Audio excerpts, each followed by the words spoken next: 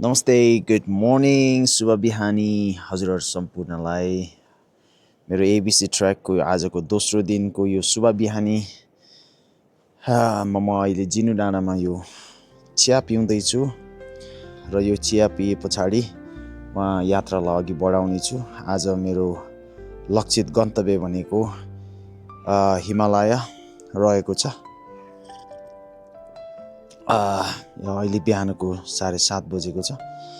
तपाईहरु सम्पूर्णको दिन शुभ रहोस् र आजको यात्रालाई म अघि बढाउने छु र यात्राको क्रममा तपाईहरुमा सामु रोमाञ्चक र के अनुभवहरूलाई पनि हजुरहरुमाझ मैले साझा गर्नेछु। धन्यवाद।